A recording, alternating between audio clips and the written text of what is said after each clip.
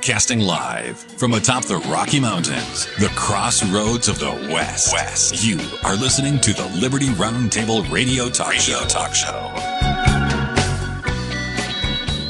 Today on the broadcast, we've got Dr. Scott Bradley. Are we out of weapons? What actually happened with the reflecting pool? Dishonest qualified immunity? And we're just getting started. Happy to have you along, my fellow Americans. It is a freedom-loving, fantastic, faith-filled. We're taking America back, one heart, one mind, one issue at a time. Friday. This is Liberty Roundtable Live. Dr. Bradley, welcome to the show, sir. Well, thank you very much. I hope everyone's preparing for a wonderful weekend. Everybody needs to take a little bit, they say a change is as good as a rest, and perhaps there is some truth to that. So perhaps changing your, schedule, what your focus is a little bit, and recharge the batteries. It's better than that, a change and a rest, my friend. Oh, yeah, take a nap every day, right, Sam? Hey, you got to do what you got to do, ladies and gentlemen. A little quick cat nap oftentimes does a lot of good, too. Back in the old days, it's kind of interesting. They used to wake up super early in the morning and work hard, and then basically when the heat of the day would come, they'd go inside, take a nap, eat lunch, get some rest, and kind of come out after the heat of the day and work late. So oftentimes people did have two shifts, not just the Mexicans and the siestas and everything. They used to do that when it was freezing cold. They'd work more in the day when it was at least as warm as it could get. But then in the heat, they would basically work in the evenings and in the mornings and try to avoid a lot of that kind of stuff because they didn't have AC and they didn't have a lot of the modern accoutrements we used to have and we have now and all that kind of stuff. And so it's very strange when you really study that. That's kind of a lot of what they did back in the day, Doctor. Well, there was a natural rhythm to life. And we talk about this with the daylight savings time and standard time and how the celestial clock that's up, around the polar star, the North Star, and the Dipper and how you can tell time from that and how that's, standard time is what it really was. And you worked with with what you had. I mean, if you couldn't stand the heat, you took a little break, but you worked later on. And you milked your cows early morning, you milked them in the evening. I mean, there was stuff to do, and you did it as best you could. And nowadays, we kind of go by the clock or by the electric lights. I mean, I think, I'm not suggesting that we ought to get rid of, lights, but when the sun went down, so did you, I mean... So there's certainly a difference that we're facing, and the reason that I bring it up is because today and tomorrow, at least where I live, it's supposed to be 102 degrees. When it gets over 100, it's just out of control, and we're seeing heat temperatures, skyrocketing and breaking records everywhere and stuff like this. And I believe a lot of it's the modern cement that we put together and the modern glass that magnifies and the steel things that shine and reflect. And, it's this whole jungle that we've built, Doctor, that causes a lot of the heat problems. They want to say it's global warming. And, I don't deny that the heat or that the earth is starting to warm up some. What I say is that it's a lie that it's us humans causing it all and that we're going to die if we don't let government take control and control all of us over it. That's really the lie tied to it. But it's very interesting how these changes are happening, and it's hotter than all get out. Well, my wife and I take a hike every day, and maybe I won't today because I got to mow the lawn. But the fact of the matter is, I'll just give you probably 40 years of observation on the skies. Well, it's a lot more than that in my life, but in the last 40 years, I mean, you've watched these, people call them chemtrails, that they lace the skies with these. Okay, and the government pretends they don't exist and just lies lies, just like they did about UFOs and just like they've done about everything else, right? Well, don't believe your eyes, but here's a little thing that I think, they say they put these things up here to kind of reflect the, the gases and stuff, reflect the heat back out into outer space. My observation has been that it has more of a greenhouse effect. What it does is it diffuses the light. It creates a greenhouse type effect. It's more glaring. It's less of what the sun used to be. And of course, the clarity of the skies has been largely lost. And I think it's attributable to something that they say, oh, no, we're trying to deflect the heat back out into space. Bravo Sierra people, it's kind of like when you're out and about and you feel like you're under a magnifying glass, focused, intense sun.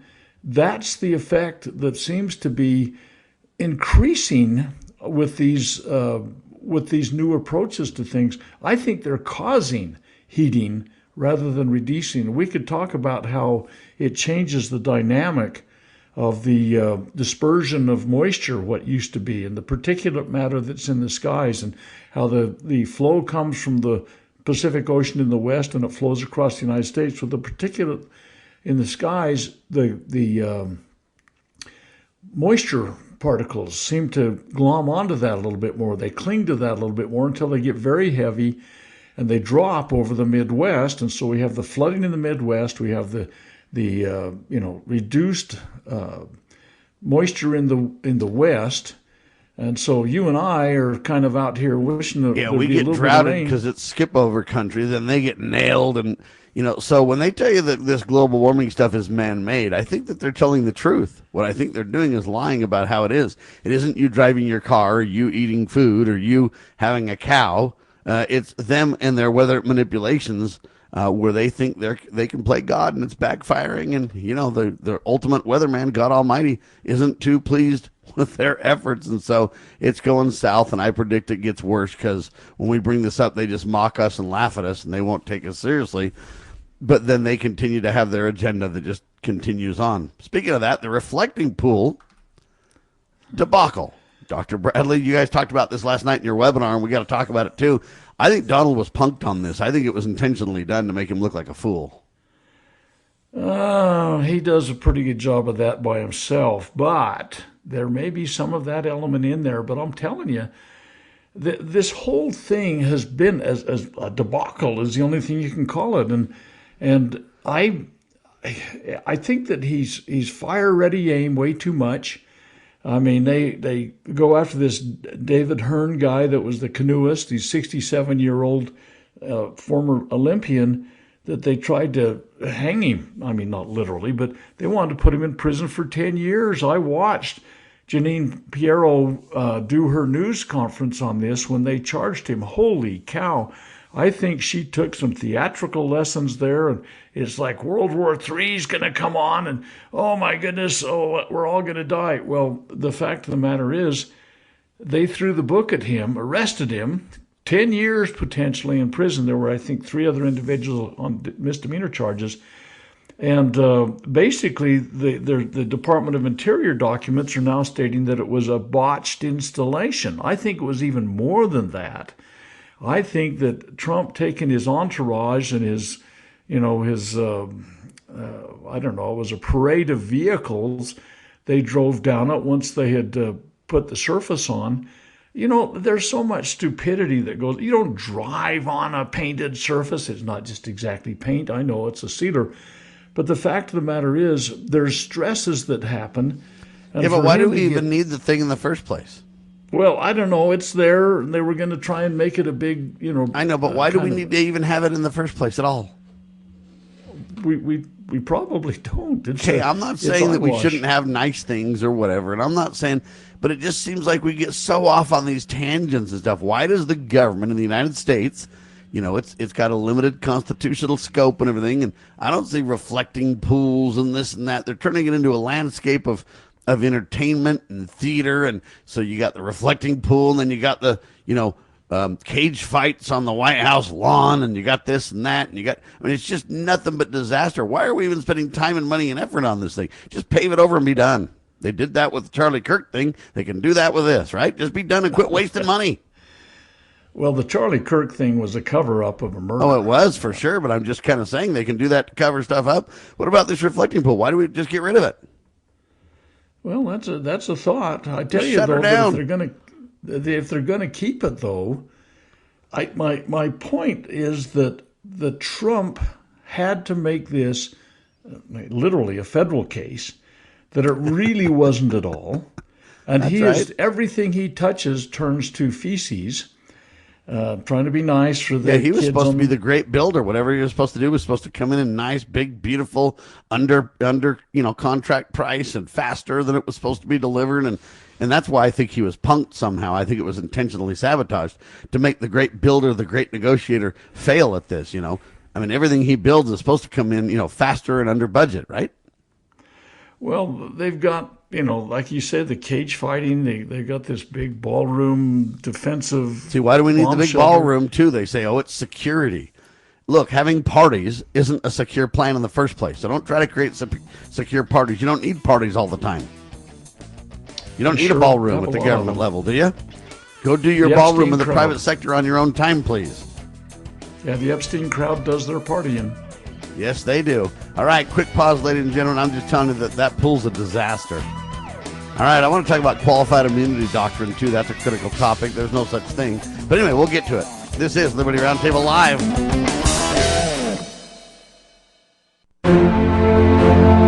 The Foundation for Moral Law is a non-profit legal foundation committed to protecting our unalienable right to publicly acknowledge God. The Foundation for Moral Law exists to restore the knowledge of God in law and government, and to acknowledge and defend the truth that man is endowed with rights not by our fellow man, but by God. The foundation maintains a twofold focus.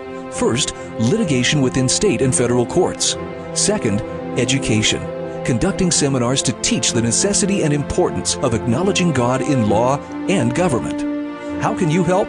Please make a tax-deductible contribution, allowing foundation attorneys to continue the fight. You may also purchase various foundation products as well at morallaw.org. Located in Montgomery, Alabama, the Foundation for Moral Law is a nonprofit, tax-exempt 501c3 founded by Judge Roy Moore. Please partner with us to achieve this important mission. morallaw.org. Looking for an IT partner that truly understands your needs? Managed IT Services is the answer. We meet with you regularly to discuss your goals and form a tailored technology plan. Our customers have called us a trusted advisor who delivers. When it comes to IT, we do it all. Firewalls, cloud storage, server migration, and more. Say goodbye to long-term contracts and hello to a team that earns your business month after month. Call 801-706-6980 now and let Managed IT Services transform your IT experience.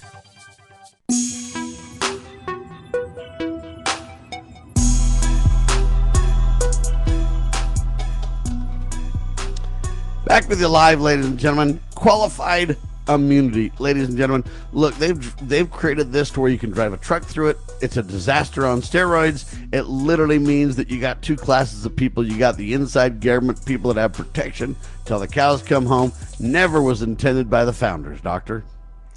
Well, you're right, but it's right on steroids is the problem, is that this is truly, as you say, drive a truck through.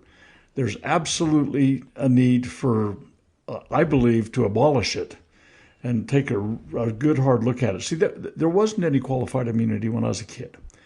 In 1967, the civil rights movement was going on, and the Supreme Court in 67 gave some justification for qualified immunity, and it is just metastasized and grown since there. It's a horrid cancer. If you took the time and went on the internet, you'd find literally thousands of videos of police brutality. Shoot first, ask questions later, brutalize people. A lot of the people they're hiring, sadly now, they come off the mean streets of Fallujah or directly imported from Somalia or something like that. And these are American citizens that they're marshaling against, and they're not just kicking indoors or shooting your face while you're in your car. I mean, we've seen some of these in very well publicized situations that are happening. And basically, it's trying to protect the police in their actions. But, if you think back historically, like I say, I remember the days. I lived in the LA area. The police cars had a little sign on the side of the vehicle to protect and serve. Nowadays, somebody needs to start protecting against those that are overstepping their bounds. There's a lot of good police officers, I'm confident of that, but a lot of their colleagues are getting some really bad press. With a camera in everybody's hand nowadays, you can see what kind of brutality is going on. And there have been Supreme Court justices, as far apart as Sotomayor and Thomas, are saying we need to relook at this thing. It has gotten out of control. a lot of, well, no, not a lot. There's been a few. I think I'm thinking of Colorado, Connecticut, maybe New Mexico, New York. So at least probably 4 states have abolished it completely. And here's the deal. All of these things can be overcome. All these problems can be overcome by better training and better understanding of limits and bounds of power. You know, Daniel Defoe said back at the beginning of the 1700s, all men would be tyrants if they could. And Lord Acton said in 1887, he said, power corrupts and absolute power corrupts absolutely. And what's happening with this immunity concept is that it's like, every time I see some brutal action that happens by us, let's say a police officer, I make the comment, okay, I'm going to predict the outcome of any challenges here. Part of the problem is that they've put a 2-step kind of thing in. First, you got to see, did somebody's constitutional rights get violated? If yes, then you can look at the next thing. And the next thing was, did they violate a specific, exact code or court case? And I know of a case, this one came out of a court in 2018, I think, where in Tennessee, there had been a case that said you cannot, a canine unit could not sick their dog on someone that was handcuffed laying on the ground. And these police officers had somebody that was handcuffed sitting on the ground, and they sicked their dog on him. And it was cleared because it was not a specific violation of a previous decision. See, they're splitting hairs. This stuff is we just play games and protect them till the cows come home, and you've got 2 classes of people. In some ways, you've got corrupt thug cops. You've got government officials like Donald Trump and Anthony Fauci and Bill Clinton and Joe Biden and whoever else, and they get this no matter what protection, and there's no way you and I can breach it. Then they use lawfare against the rest of us. Any of us who complain about it, we get basically shadow banned and shut down on the media, and we can't even talk about it or tell the truth. So get this, I tried to report on vaccinations. They literally shut down my YouTube account or whatever it was, and they shut down my X account and all this kind of stuff because I reported the truth. Now they're coming back and admitting Fauci's under the gun. Basically, he had an adverse effect to his own vaccine shot or something, but we can't get the details because now they yanked off the Rand Paul released document and replaced it with a redacted one, so now we can't even know. And then Fauci just pleads the fifth 111 times, and now they hold him in contempt of Congress, but that isn't going to do any good. Steve Bannon went to jail over that, but Fauci probably won't. And so the bottom line is we just see 2 classes of people, and these people are just protected till the cows come home. And this is kind of what Tucker Carlson released, a 10-point plan saying we got to go to a third party. These guys are out of control. And in that 10-point plan, one of them, he says, is everyone should be answerable to the law the same, from the president to the rest of us. Well, I think Tucker Carlson's right on that point. But at the end of the day, unless we can stop this, but how do you stop it? The judges are in bed with the elite are in bed with big money, and big money rules today. And what do you and I do about it? We're just stuck. And this unqualified immunity, or whatever you want to call it, qualified immunity, I think it's unqualified. I think it's wrong. I think it needs to stop. And I think we need to prosecute these clowns, but we have no standing. They'll just simply shut it down. You say, oh, there's vote fraud. They'll say, no, there's not. Then you say, yeah, there isn't. Okay, let's go to court. Then you go to court, and they're like, oh, you don't even have standing. We're not even going to talk about the case. By the way, there's no vote fraud. And then what do? And so we're stuck on this, Doctor, and I think it's going to get worse, not better. Well, I think your assessment is correct, but I think that the time is right to take steps in completely abolishing this. This is not constitutional. It is not protected by any federal code. It's only by court decree. Some state legislatures have created some sort of immunity. Others are taking it away, and there's very high level. There has been a few Congress critters that have suggested they stop it. They can't get enough votes to be able to bring it forward. But they've coined the term the Epstein class, and it's not just child molesters, although there's more than enough of those out there. But the Epstein class is, as you point out, there's those that the law applies to and those that don't. And the Epstein class is those that the law does not apply to. And historically, up until Supreme Court created this out of thin air in 1967, that this kind of thing was just, it didn't exist. Matt Dillon had to go treat people in a manner that wasn't just shoot first and ask questions later. I know Matt Dillon's a TV show, but the fact of the matter is that this is what it's become. And literally, I have had people send, there's just literally thousands of brutal YouTubes out there with police that think they're above the law. And apparently they are. And I think it's time to change. I think we need to talk to our legislators, our federal as well as state, and say, let's quit this nonsense that's going on and quit giving a get out of jail free pass. Now, there's rare exceptions. You know, the George Floyd instance where the police officer went to jail for kneeling on his neck and all that kind of stuff. But the fact of the matter is, I think, and by the way, this is a reinforcing position on this. There's many, many instances where the IDF, the Israeli Defense Force groups, are training our police forces, particularly our large agencies, but they're working down into smaller ones. The IDF is training our police force agencies.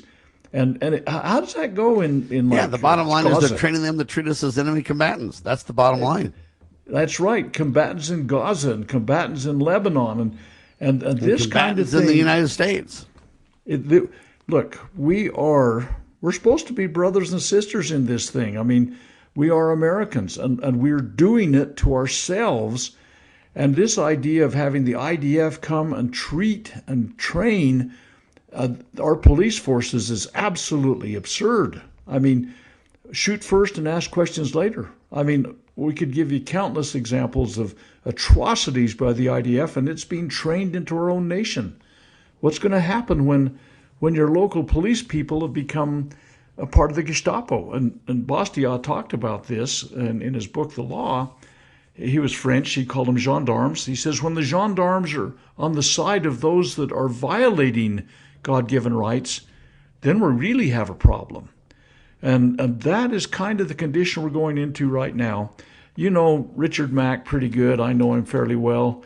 I would like to see the CSPOA get involved and start to work towards a solution to this. You know, and it's kind of swimming upstream in a way. Police officers say, no, we're going to have troubles if we're opened up to some kind of, lawsuits or something like that. Well, let's get officers trained so that they don't go out of bounds.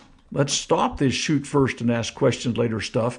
And the CSPOA, I think, could be an instrument in this thing. I think that there's valid reasons to pull back and reevaluate when guys like Clarence Thomas and Sotomayor are on the same page, not exactly the same page, but they're close, saying this is on the wrong track. We got to stop this. So, anyway, this is something that I think is going to be a flashpoint someday. It is going to be a flashpoint. It's getting worse. The question becomes, where will it start and with who? We saw this with basically January the 6th. Now, I really appreciate the fact that, Stewart, Rhodes, and others got their cases dismissed. But the fact is, there's no, covering these. There's just no covering of any issues to solve the problem for them or anything else, right? They're just, I guess they won and their cases are dismissed.